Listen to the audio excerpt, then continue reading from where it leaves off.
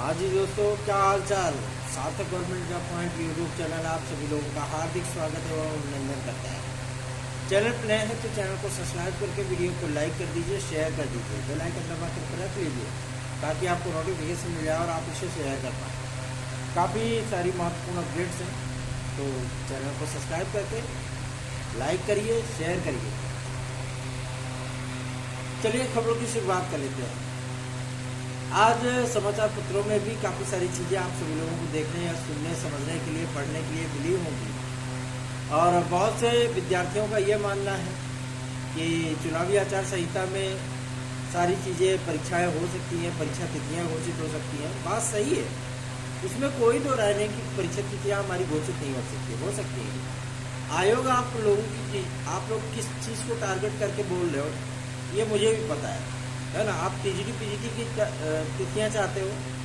TGT PGT आप सभी लोगों की जुलाई के तृतीय सप्ताह में होनी सुनिश्चित है। आप लोग तैयारियां शुरू कर दीजिए, ठीक। और यूपीटीईटी का विज्ञापन भी जारी हो सकता है, बहुत जल्दी ही आने वाला है यूपीटीईटी का विज्ञापन। और जो अधिकारियों की नियुक्तियां होनी है, आयोग ने परमिशन दे दी है, निर्वाचन आयोग ने, कि भाई आप सचिव वगैरह की नियुक्ति कर सकते हैं। अब शासन स्तर पे विशेष अधिकारियों की जो है वो चयन प्रक्रिया चल रही है। और योगी जी महाराज जी जिस दिन भी मीटिंग में बैठ गए अधिकारियों के, उस दिन नाम फाइनल हो जाएंगे। उम्मीद की जा रही है कि नेक्स्ट वीक जो स्टार्ट होने चल रहा है कल से, इनमें ही आप सभी लोगों को परीक्षा नियंत्रक, वित्त अधिकारी, विधि अधिकारी आदि देखने के लिए मिल जाएंगे। हम सभी लोगों के भी काम अटके पड़े हैं। हम लोगों की तो याचिका वाले मैटर है ना, तो हम लोग भी चाहते हैं कि जल्दी से जल्दी सारी चीज़ें कंफर्म हो जाए, फाइनल हो जाए। तो आप सभी लोगों को मैं बताना चाहता हूँ कि आप लोग चिंतित बिल्कुल ना होइए। सारी चीज़ें आप लोगों को फेवर में चल रही है, पक्ष में चल रही है। तो चीज़ों को थोड़ा सा धैर्यपूर्वक देखना और सुनना पसंद करिए, ठीक है ना। जब इंसान भूखा होता है तो दोनों हाथ उसमें नहीं खाता है वो खाता केवल एक ही हाथ से है ना। चाहे जितनी भी तेज भूख लगी हो, वो एक ही हाथ से खाएगा। तो आप सभी लोग भी थोड़ा सा धैर्य रखिए। हम लोग भी अधिकारियों के पास जाते हैं, अधिकारी भी काम ही कर रहे हैं। जब आपकी फाइलें अगर एक जगह डंप पर हैं, तब ये समझ में आता है कि यहाँ कोई काम नहीं हो रहा है। अगर वो फाइलें वहाँ से निकल करके संबंधित अधिकारी के पास जा रही है, अधिकारी से निकल करके शासन के पास जा रही है, तो जाहिर सी बात है कि आपकी प्रक्रिया चल रही है। और शिक्षा सेवा चयन आयोग जिस तरीके की भ्रामक चीज़ें आप लोगों को देखने सुनने के लिए मिली होंगी, शिक्षकों की बहाली को लेकर के, समायोजन को लेकर के तमाम मुद्दे, विद्यार्थी बहुत ज़्यादा फ्रस्ट्रेट हो गए थे। हम सभी लोगों ने शासन स्तर पे भी इन चीज़ों को क्लियर करना शुरू किया। और मैं आप लोगों को गारंटीड कह रहा हूँ, देखिए शिक्षा सेवा चयन आयोग बनाया इसलिए गया है कि भर्तियों का नंबर ऑफ वैकेंसीज उसको कम किया जा सके, ठीक है ना। बात समझ रहे हैं ना, नंबर ऑफ वैकेंसीज को कम किया जा सके। जैसे केवीएस करता है, केंद्रीय विद्यालय संगठन, जैसे आपका डीएसएस भी करता है, दिल्ली अधीनस्थ सेवा चयन बोर्ड, ठीक है ना। ये लोग क्या करते हैं कि भर्तियों की संख्या को कम कर देते हैं, ठीक। टीजीटी में भी कम रहता है, पीजीटी में भी कम रहता है, पीआरटी में भी कम रहता है। तो इसीलिए आयोग बनाया गया कि चलो भाई 4000 5000 टीजीटी दे दिए और 800 700 पीजीटी दे दिए और मुश्किल से 10,000 दे दिया प्राथमिक शिक्षा भर्ती। विद्यार्थी भी खुश, सिस्टम भी खुश, है ना। यही चीज़ें हैं। और आप लोगों को मैं बता दूं कि एज रिलैक्सेशन को लेकर के और एज को मैक्सिमाइज किए जाने के संबंध में कल माध्यमिक शिक्षा मंत्री महोदय के पास एक प्रतिनिधिमंडल गया था हमारा, और वहाँ पे चीज़ें स्पष्ट हो गई हैं। आप लोगों को टीजीटी में अभी फिलहाल एज को मैक्सिमाइज होने वाला जो तरीका है वो देखने के लिए नहीं मिलेगा, ठीक है ना। अभी परेशान मत होइए इसके लिए। और आयु सीमा को लेकर के जब उनसे पूछा गया कि क्या लोक सेवा आयोग को ये निर्देश दिया जाएगा शासन के माध्यम से कि विद्यार्थियों को 5 वर्ष या उससे अधिक आयु सीमा की छूट दी जाए कोविड काल के चलते, जैसे पुलिस प्रोन्नति बोर्ड में दिया गया, जैसे दारोगा भर्ती में दिया गया, क्या अन्य विद्यार्थियों को भी ये चीज़ें प्राप्त हो सकती हैं।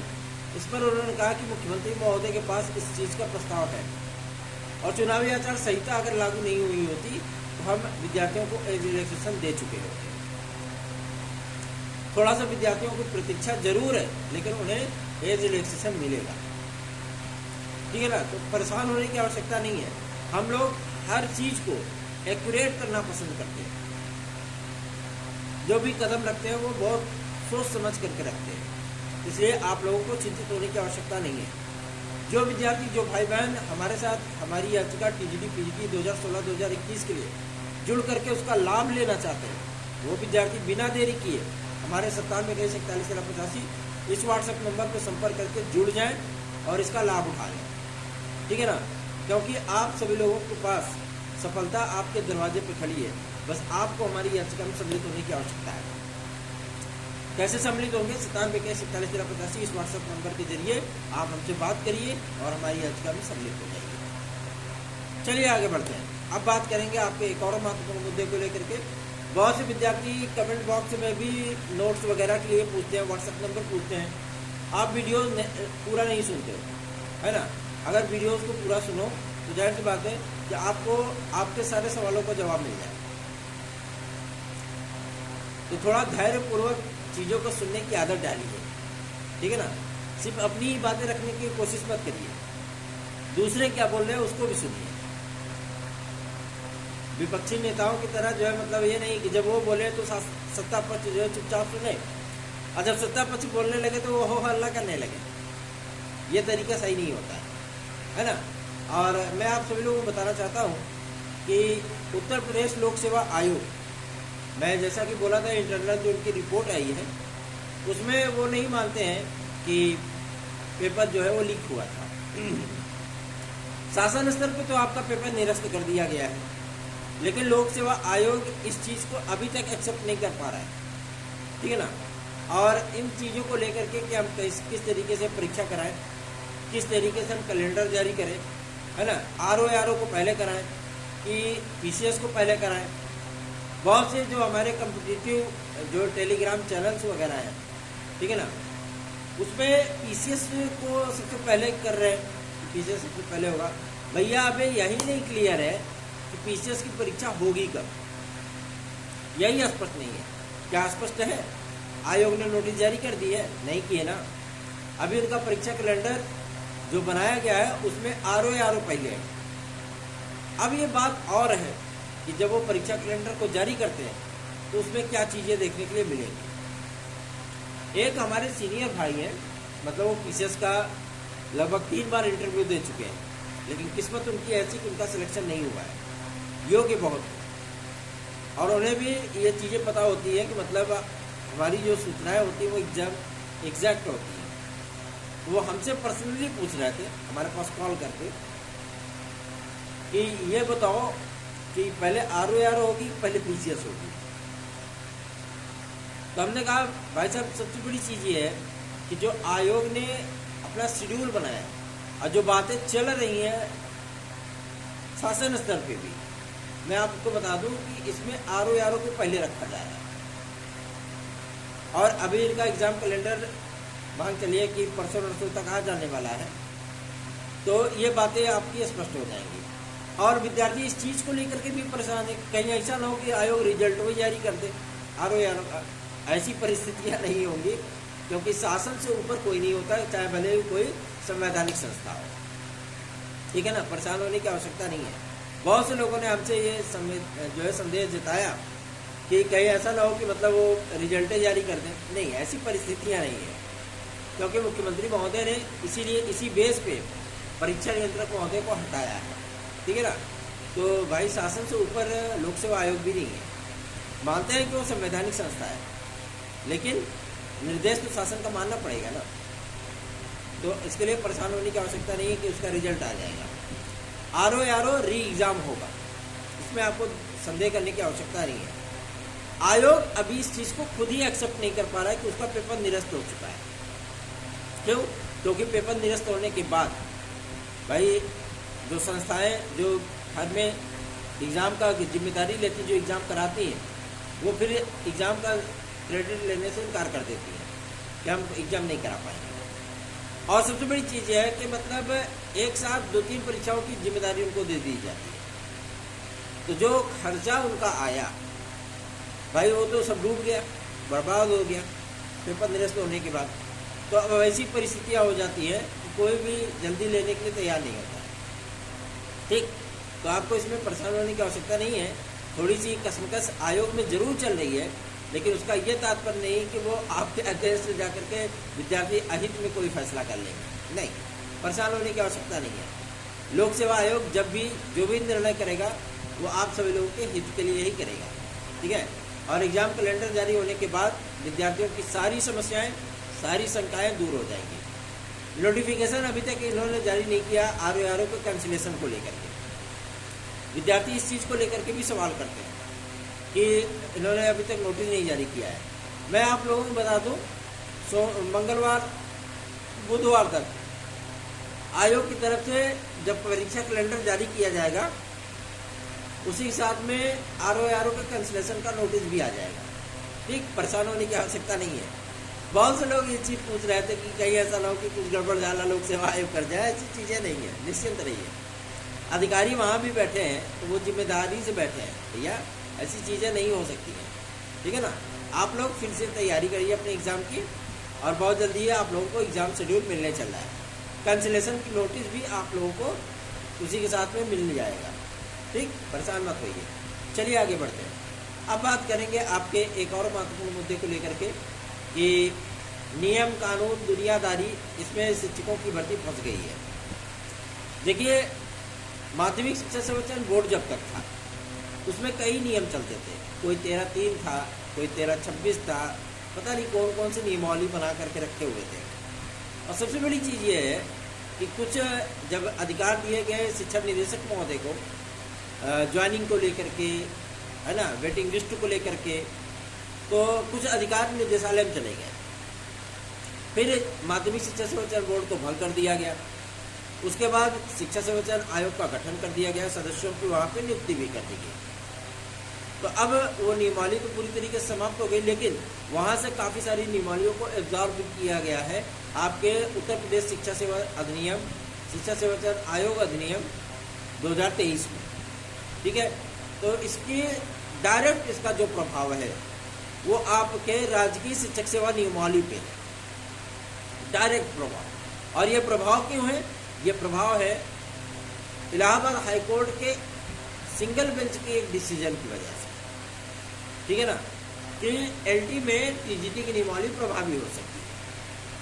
बस वही सारी चीज़ें आपकी बदल गई, है ना। तो आपको परेशान होने की आवश्यकता नहीं है। LT ग्रेड जैसी प्रवक्ता के लिए भी शैक्षिक आर्ताएँ सारी चीज़ें क्लियर हो गई हैं। पहले आयोग को अपना स्टैंड तो क्लियर करने दीजिए, है ना। इनका स्टैंड क्लियर होते ही सारी बातें आप लोगों को स्पष्ट हो जाएंगी। निश्चिंत रहिए, ऐसा नहीं है कि आप लोगों का विज्ञापन नहीं आ रहा है, विज्ञापन आएगा। इसके लिए आपको परेशान होने की आवश्यकता नहीं, क्योंकि हम लोग प्रयास करते हैं ना, हम लोग अधिकारियों के पास जाते हैं ना, तो सारी बातें खुद ही स्पष्ट होती चली जाती है। तो निश्चिंत रहिए, इसके लिए परेशान बिल्कुल मत होइए और अपनी तैयारियों में लगे रहिए। अगर आपको हमारे नोट्स चाहिए तो 97 इसी व्हाट्सएप नंबर पर आप लोग नोट्स आज भी प्राप्त कर सकते हैं। चलिए आगे बढ़ते हैं। अब बात करेंगे आपके एक और महत्वपूर्ण मुद्दे को लेकर के। एक भाई ने हमारे पास मैसेज किया था कि भैया SSC रिजल्ट जारी कर रहा है, केंद्रीय संगठन है जो आयोग होते हैं वो जारी कर रहे हैं रिजल्ट, तो यहाँ पे UPSSC को क्या हो जाता है, या उत्तर प्रदेश स्पेशली ऐसा राज्य हो जाता है जहाँ पे सारी परीक्षाएं रोक दी जाती हैं, जहाँ पे सारे रिजल्ट्स रोक दिए जाते हैं। तो देखिए, सबसे बड़ी चीज़ ये है कि निर्वाचन आयोग ने पूर्ववत विज्ञापनों के जो रिजल्ट आदि पेंडिंग है उनको जारी करने पर सहमति दे चुका है। अब ये बातें आपकी UPSSC पे अटकी है और इसको भी क्लियर करा लिया जा रहा है, परेशान मत रहिए। ठीक है ना, जो छात्र हित के मुद्दे हैं आप हमारे पास मैसेज कर सकते हैं और आपके इन मुद्दों पर हम तत्काल अधिकारियों तक ज्ञापन पहुंचाएंगे। आपकी समस्याओं को लेकर हमसे जो भी बन पड़ता है वो किया जाता है। तो सार्थक government job point YouTube channel पर कुछ विद्यार्थी ऐसे भी होते हैं कि भागना शुरू कर देते हैं। ठीक है, अच्छी बात है, भाग जाइए, क्या दिक्कत है ना। लेकिन जुड़िए तो दिल से जुड़िए। क्यों? क्योंकि आप सभी लोगों के लिए प्रयास होते हैं मन से, है ना। आप लोगों के लिए कार्य किए जाते हैं मन से, और आप लोगों के लिए परिणाम अर्जित किए जाते हैं वो भी मन से। तो आपका सहयोग अगर हम मांगते हैं है ना। तो आपके आशीर्वाद के अगर हम लालायित हैं तो आपको भी ये चीज़ें सोचनी होगी। अब तो गर्मी का सीज़न शुरू हो गया है, बहुत सारी चीज़ें बदलेगी, बहुत सारी चीज़ें परिवर्तित होंगी, है ना। ताप इतना ज़्यादा है, क्या किया जा सकता है। तो भाई अगर हम प्रयास कर रहे हैं तो आपको भी तो सहयोग करना होगा। ये बात मैं आपको स्पष्ट कर दूं, सर्वोच्च न्यायालय में लगा हुआ जो केस है आपका बीएड इन पीआरटी, वो कल की भी तारीख में फाइनल नहीं होने वाला, क्योंकि केंद्र सरकार को अभी तक आंकड़े नहीं मिल पाए। उम्मीद की जा रही है कि आज शाम तक मिल जाए, तो हो सकता है कल की तारीख में ये चीज़ें स्पष्ट हो जाए आपकी। और सॉलिसिटर जनरल आपके जाएंगे हियरिंग में, इसके लिए आपको परेशान होने की आवश्यकता नहीं है, क्योंकि बहुत से राज्यों ने रिक्वेस्ट भेजी है जो चयनित विद्यार्थी हैं, है ना, उन तमाम विद्यार्थियों की तरफ से पैरवी करने के लिए। तो आप लोगों को परेशानी नहीं होगी, निश्चिंत रहिए। बीएड के विद्यार्थी तो वैसे भी सोते हुए इंसानों की कैटेगरी में आ जाते हैं। क्यों? क्योंकि वो अपने ही हित को नहीं पहचान पा रहे हैं कि जो विद्यार्थी, जो लोग उनके लिए मेहनत कर रहे हैं, परेशान है। क्या मेरा स्वार्थ है बीएड इन पीआरटी का? मुझे पीआरटी की कोई आवश्यकता नहीं है ना। लेकिन मैं आप सभी लोगों के लिए प्रयास कर रहा हूँ। जब यह आदेश आया था सर्वोच्च न्यायालय का, तब भी हमने कोशिशें स्टार्ट की थी। बहुत से विद्यार्थियों का थोड़ा बहुत सपोर्ट भी मिला, उसके बाद फिर सब ठंडे। ऐसी परिस्थितियों के लिए जाहिर सी बात है दिक्कतों का सामना तो करना ही पड़ता है। लेकिन कोई बात नहीं, आप सभी लोग सहयोग नहीं करना चाहते हैं, कोई बात नहीं। हम आप सभी लोगों के लिए जो कार्य कर रहे हैं वो आप लोगों को परिणाम तक अवश्य पहुंचाएंगे। बस थोड़े दिन की और प्रतीक्षा है। आज संडे है तो आज बहुत सारे कार्य भी होते हैं, है ना। थोड़े दिन की प्रतीक्षा आप सभी लोगों की समाप्त होने चली है। निश्चिंत रहे, बेफिक्र रहे, चैनल को शेयर करें, वीडियो को लाइक करें और चैनल को सब्सक्राइब अवश्य किया करें। धन्यवाद। आप सभी का दिन शुभ हो।